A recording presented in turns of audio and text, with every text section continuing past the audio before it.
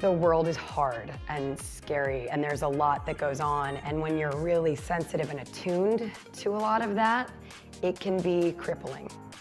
And if you don't let it cripple you and you use it for something positive or productive, it's like a superpower.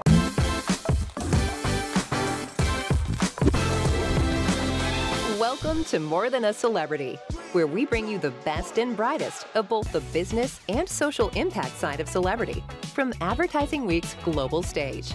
In this episode, we hear from Emma Stone, an award-winning American actress with over 91 global nominations. Emma was named by Time magazine as one of the 100 most influential people in the world. She is best known for her diverse and complex characters on film. As a child, she faced panic attacks and anxiety, causing complications in her family and social life. She started to go to therapy, seeking stability and guidance towards a more balanced life.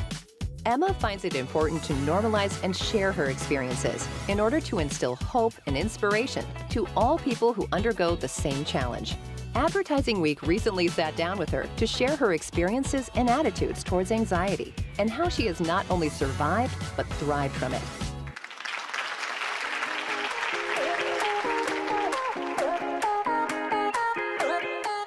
Once I understood the perspective on it, things really started moving, and then I started acting at 11, doing improv and theater at a local youth theater, and then I found my people, and I realized that my feelings could be really productive, which any creative person probably can relate to. And this is just my opinion. I believe the people who have anxiety, depression,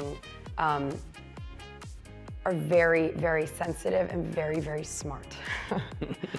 Because the world is hard and scary, and there's a lot that goes on, and when you're really sensitive and attuned to a lot of that, it can be crippling. And if you don't let it cripple you and you use it for something positive or productive, it's like a superpower.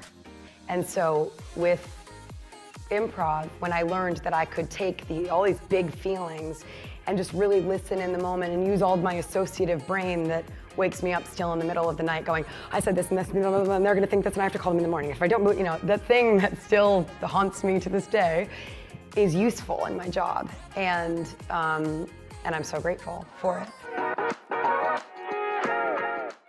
I go to a therapist, and I meditate, and I talk to people very quickly now. I connect with people.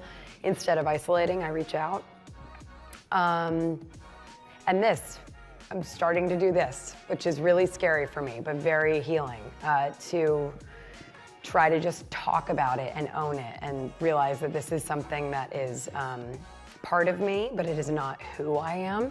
And if that can help anybody that knows that it's part of them, but it's not who they are. I mean, it's like he was saying before, 17 million kids are affected by something like this, and that's a lot. I think that it scared me that I would be in some way not as effective or in touch with my emotions, that it was gonna numb me out, and obviously that's not true. Right. And it is so helpful for so many people. So I mean, I think that the stigma around medication for people who are going through things like this is horrible, because it can be absolutely life-saving. Life-saving, right. Yeah. I guess I see failure and achievement as two sides of the same coin, in that it's all transient. So a moment like that is amazing and is so surreal and mind-blowing, but then you have to wake up the next day and go back to work. And the same thing with failure. It feels like the end of the world, and then you get up the next day and you go back to work and life changes again. So it's not that I'm not like incredibly grateful and happy about the things that have gone well, but I'm equally like, the things that have gone badly or the mistakes I've made are just as valuable as moments like that. Thank you very much. Thanks for having me. That's a wrap for this episode of More Than a Celebrity from Advertising Week's global stage. We hope you enjoyed this inspiring and forward-thinking interview with Emma Stone. See you next time.